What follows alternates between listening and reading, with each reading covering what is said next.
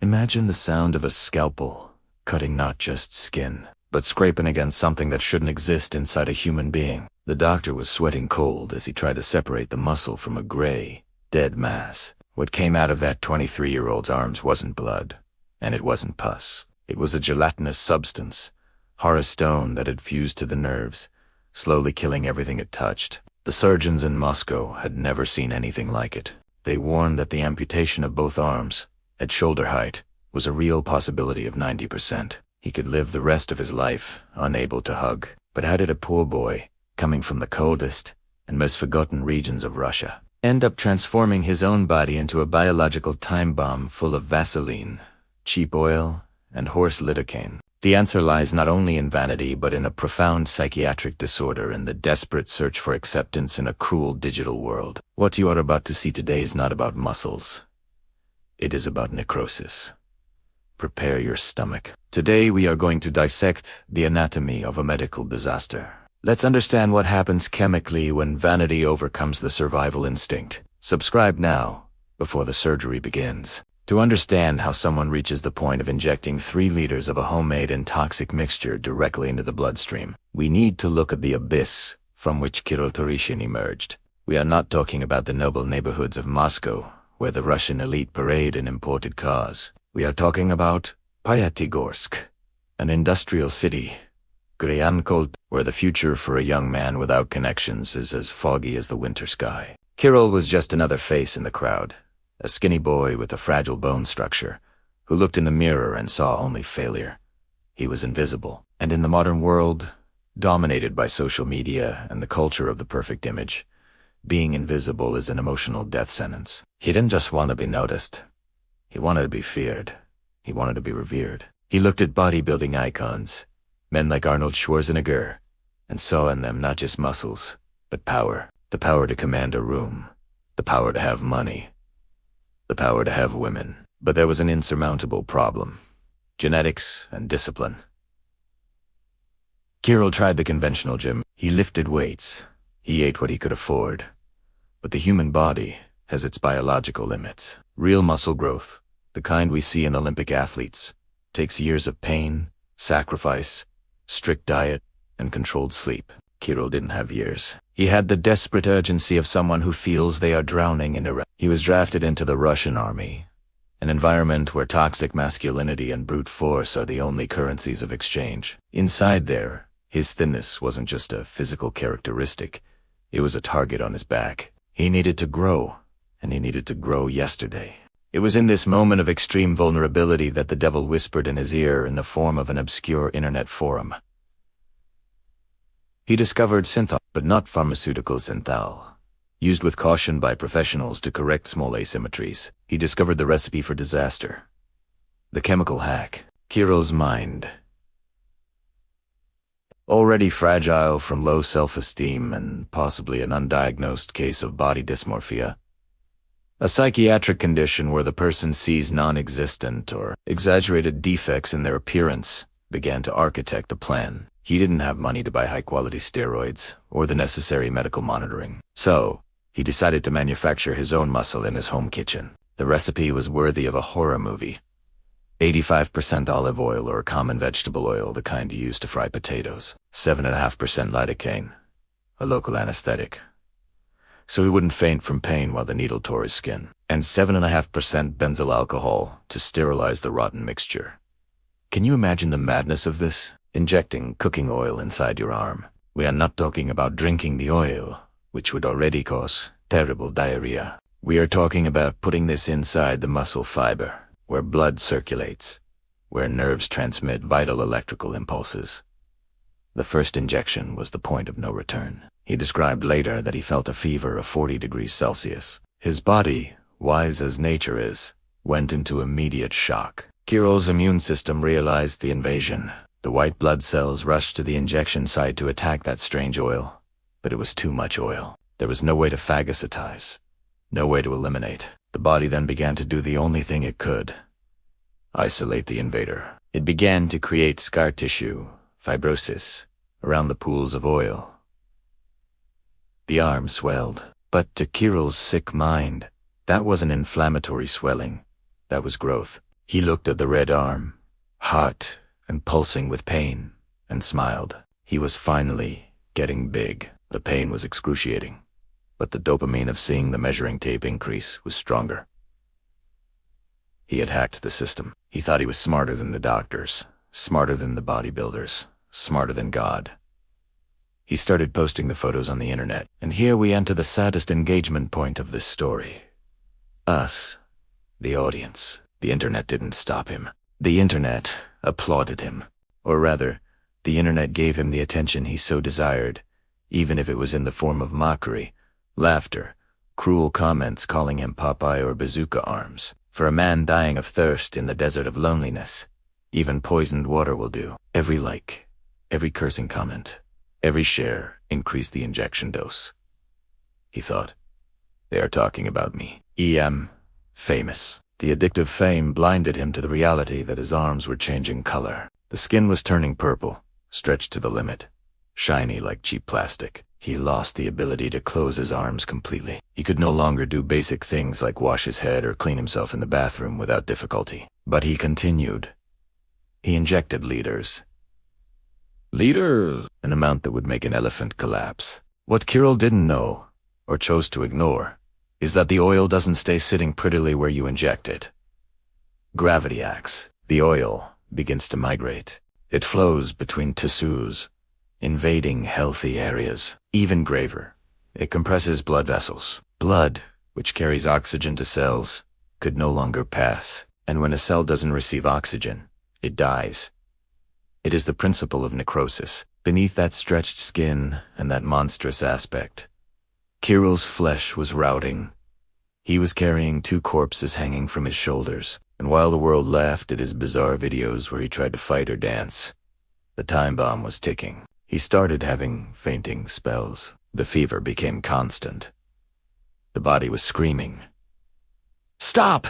You are killing me!" But the camera was on, and the freak show had to continue. Kirill's tragedy is the tragedy of our era, destroying one's own physical existence in exchange for pixels on a screen. And it was only when the pain became greater than the need for attention that he sought help.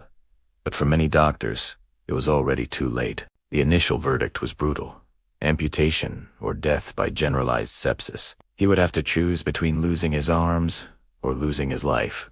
The internet party ended when the fever didn't go down anymore. Kirill Tereshin, the boy who defied biology, suddenly found himself alone in a cold apartment, shivering with chills while sweat ran down his boiling forehead. The arms, which were once his trophies, now weighed like lead anchors, throbbing in a rhythm different from his heartbeats. It was necrosis, knocking at the door. He tried to ignore the signs, tried to mask reality with Instagram filters and forced smiles. But the human body doesn't negotiate with terrorists, and Kirill had hijacked his own health. The skin of his triceps began to change texture, ceasing to be merely swollen to become rigid, as if there were stones under the dirt. Blood circulation was collapsing. Arterial blood tried to enter to nourish tissues, but found a blockage of solidified oil. Venous blood tried to leave, but was stagnant, rotting. It was in this moment of despair that the medical search began, and with it came the second reality shock: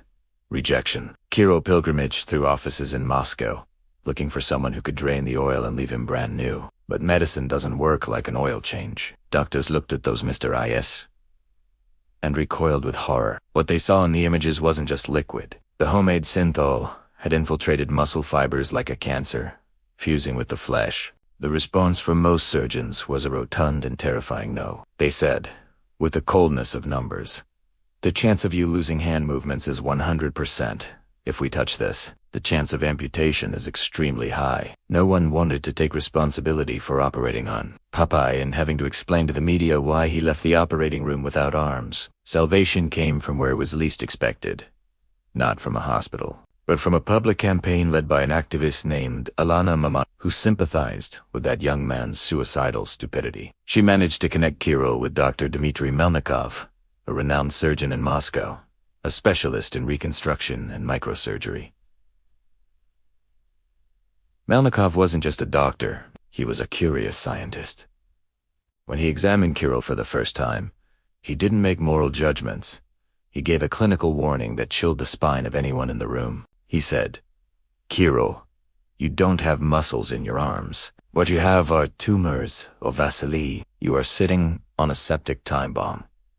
If this pus reaches your kidneys, you die in days. The surgery ceased to be aesthetic. It became a life-or-death rescue mission.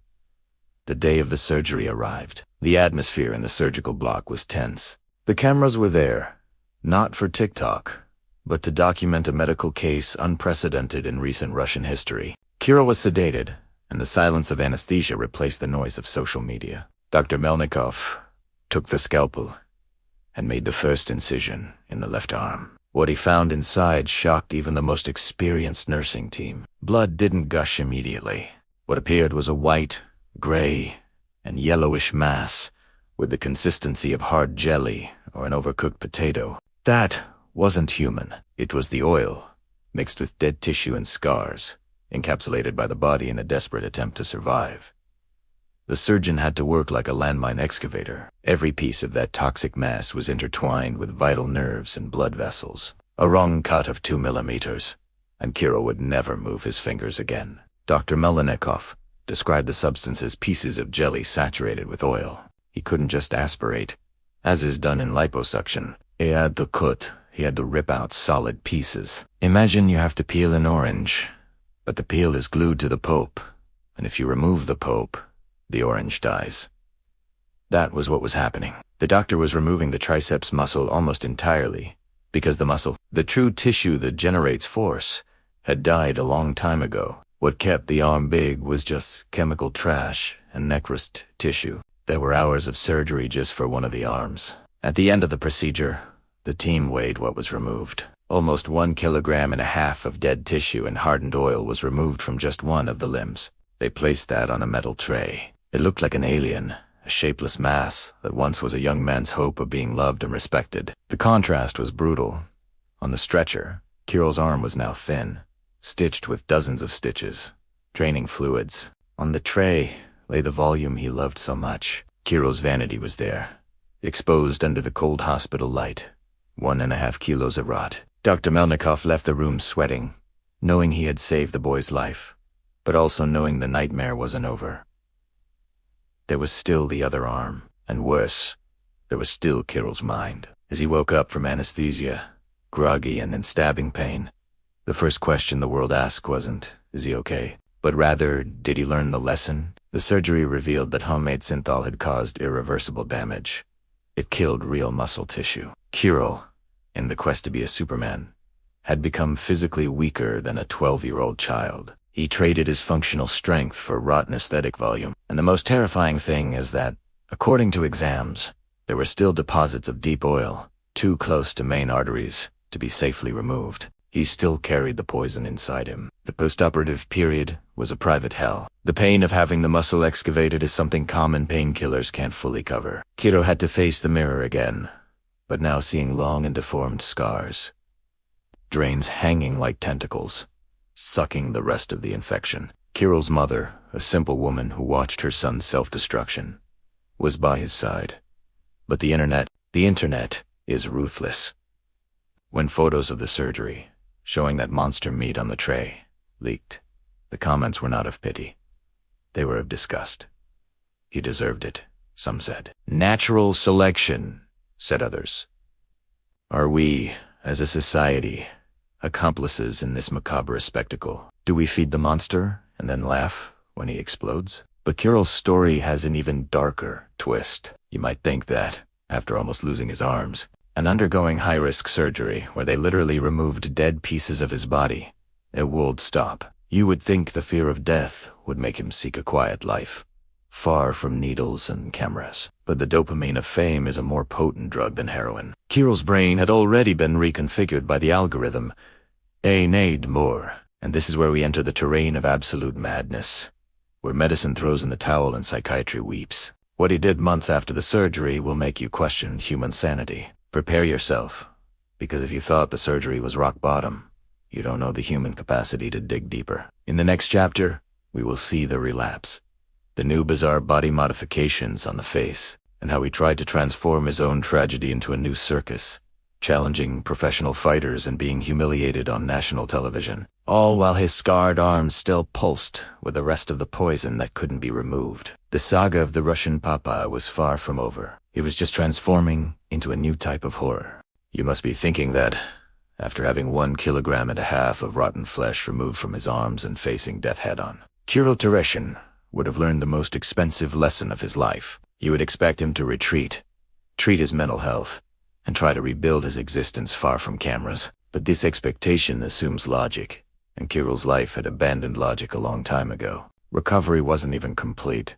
Stitches were still fresh, and skin was still trying to heal over mutilated tissue when he decided he needed more. The attention he received during surgery, even if morphine worked like gasoline on a bonfire, he realized the world didn't want to see his recovery. The world wanted to see the spectacle, and if his arms could no longer grow, as they were deformed and under treatment, he needed to find another way to shock. It was then that he looked in the mirror and decided his human face was too common. He began submitting himself to extreme aesthetic procedures on his face.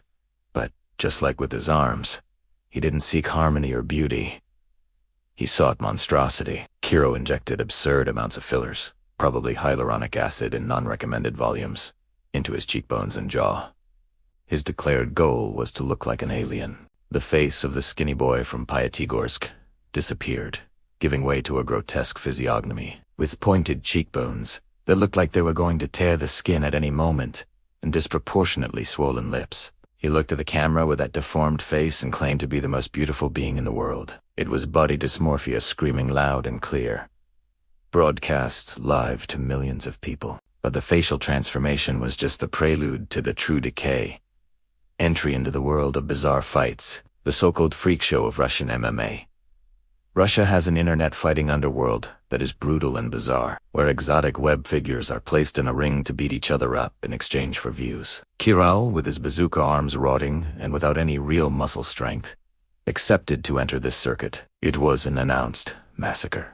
In one of the most pathetic and sad fights ever recorded, he faced Oleg Mongol, a Russian internet celebrity known for his degraded appearance and erratic behavior. Watching Kirill try to throw punches with those swollen and useless arms was heartbreaking. He had no strength, no technique, and, worst of all, ran the imminent risk of his arms exploding with the impact. Every punch he tried to throw was Russian roulette with his own arteries. He was knocked down, humiliated, and finished in a matter of seconds. But the audience laughed. And while the audience laughed, the view counter went up, and money from dubious sponsors fell into the account. Not satisfied with humiliation in the ring, he decided to participate in the slapping championship, where giant men slap each other until one faints. Kirill, with his fragile structure and debilitated health, placed himself in front of Vasily Kamatsky, a Siberian farmer known as the Dumplin, a giant of 170 kilograms, with hands the size of shovels. The result was expected. A single slap from Vasily sent Kirill to the ground, disoriented and possibly concussed. The video went viral globally. Millions of people saw Popeye being crushed. But what few saw was the medical danger of that impact. With the vascular system of his arms already compromised and his body in a constant inflammatory state, head trauma or a sudden fall could trigger fatal complications. He was selling his physical integrity for seconds of viral fame and humor compilations on YouTube. During this period of maximum exposure, Kirill began losing contact with reality in an even deeper way. He started recording videos eating cat food, performing strange rituals, painting his nails, and wearing heavy makeup, creating an androgynous and chaotic character. He said he had rockets in his arms and was going to fly to his home planet. Many followers laughed, thinking it was just an act, a genius marketing character. But mental health experts saw something much darker, a psychotic break induced by social pressure and physical degradation.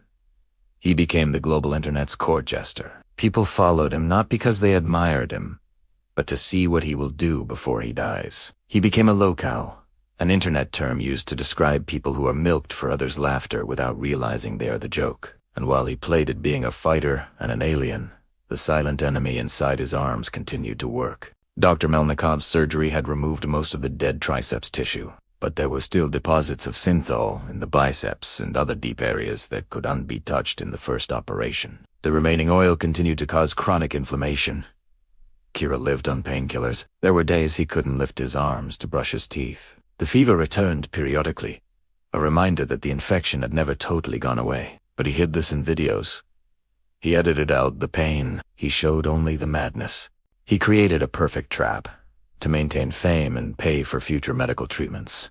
He needed to continue doing the bizarre things that destroyed his health. It was a vicious cycle of self-destruction, financed by the public. The most frightening thing in this phase of Kirill's life is the loneliness that shone through in moments of silence. In some live streams, when the music stopped and he wasn't shouting his catchphrases, it was possible to see an empty gaze. A look of someone who knows they made an irreparable mistake, but has gone too far to turn back. He spent the little money he earned on counterfeit designer clothes, fast food, and facial procedures, instead of investing in rehabilitation or therapy. He was surrounded by friends who only wanted to appear in his videos and disappeared when cameras turned off. He was a disposable product. The bizarre entertainment industry was sucking the last drop of life from that boy from Popeye, and he offered his neck willingly, believing that was the only way to be someone in life. Kirill's transformation into the alien wasn't just physical. It was the complete dehumanization of an individual. He ceased to be a person with dreams and fears to become a walk-in meme, a JPG image we share on WhatsApp to shuck friends. And the worst is that his story inspired others. Other Synthol kids appeared in Russia and Brazil. Young people who saw that, despite pain and deformity, Kirill achieved fame. They looked at the monster and saw an idol. This is the most poisonous side effect of Tereshin's saga.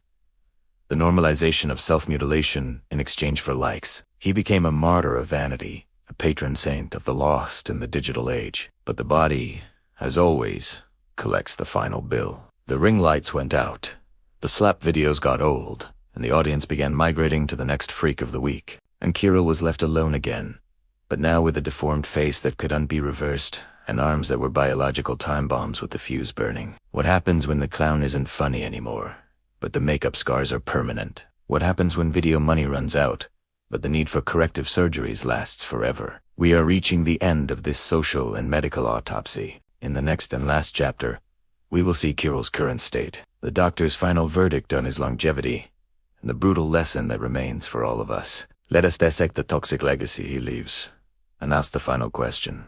Was it worth destroying one's own life to be king of the internet for 15 minutes? Prepare for the closure, for the conclusion of this story is not a happy ending. It is a funeral notice. If you expect a happy ending, where the hero learns the lesson, recovers his health, and lives happily in a house in the country, you are on the wrong channel. Real life, especially when contaminated by viral obsession, rarely offers redemption. It offers consequences. We are at the end of 2025, and Kirill Tereshin's situation is not of recovery, but of continuous survival. Surgeries to remove Synthol were not a one-time event, but the beginning of a life sentence. Dr. Melnikov and his team managed to remove much of the Necrosis tissue, but what remained in Kirill's arms is not functional muscle. It is fibrous scar tissue, hard as wood, intertwined with nerves that fire chronic pain signals to his brain 24 hours a day. He lives in a physical purgatory where every movement is a reminder of the mistake he made at 20. Recently, medical reports indicated that the risk of amputation never left the table. The inflammation is systemic. His body continues to fight oil residues that migrated to inoperable areas. Kidneys and liver, overloaded by years of filtering toxins from a continuous infection, are under constant stress. That young man who wanted to be the Hulk ended up becoming a geriatric patient before 30. And the most tragic thing isn't physical pain. It's the financial and social trap he fell into. To pay for continuous medical treatments, drainages, and potent antibiotics, he needs money. And the only way he knows to make money is to continue being the Russian Popeye. He is forced to expose his own deformity, make humiliating videos, and maintain the alien character just to finance the medicine that keeps him alive. He became a slave to the monster he created. Look at his face today. Extreme facial modifications, lip fillers that defy gravity, and heavy makeup aren't just aesthetics. They are a cry for help from a mind that fragmented. He tried to kill the Kirill from Pyatigorsk, to give life to an internet celebrity, but in the process, he killed his humanity. He is a living warning for a generation addicted to shortcuts. He wanted a bodybuilder's body without lifting a weight, wanted a star's fame without having a talent, wanted a man's respect without having maturity. He got the opposite of everything. Instead of strength, he has weakness. Instead of fame, eos infamy. Instead of respect, he has pity. Kirill Tereshin's tragedy is the definitive proof that the internet can be a magic mirror that promises you the world, but charges your soul, and, in this case, your arms. So, was it worth it? Ask yourself, was it worth losing the ability to hug a woman, to lift a child, to sleep without pain, in exchange for a few million views that have already been forgotten? The internet has already moved on. There are already new phenomena, new oddities, new young people willing to inject poison to appear on your screen for 3 seconds. Kirill was chewed up and spat out, left to rot slowly while the algorithm searches for the next victim. He is the ghost of Christmas future, for anyone who thinks image is worth more than essence. His swollen arms aren't trophies. They are tombstones he carries on his shoulders, marking the spot where his normal life died. Don't be the next victim of vanity. Don't let the quest for digital approval destroy the only true home you have: your body. We are here to show the naked, raw, and visceral truth that traditional media tries to hide. We dive into the sewer of human experience to bring to the surface lessons that can save your life. If you had the stomach to watch until here, if you felt the weight of this story and want to continue exploring the darkest mysteries of medicine, crime, and the human mind, your place is here. Don't leave this video without leaving your mark. Subscribe now to the channel. Turn on notifications, because the next story we are going to tell is even more disturbing, and could be happening right now with someone you follow. We don't do cheap entertainment. We do dissection of reality. Join our community of survivors. Click the subscribe button. Leave your like if you learned something today, and comment below. What is the limit of human vanity? I am the narrator of this nightmare, and I wait for you in the next video. Until then, be careful what you wish for, because you might get it.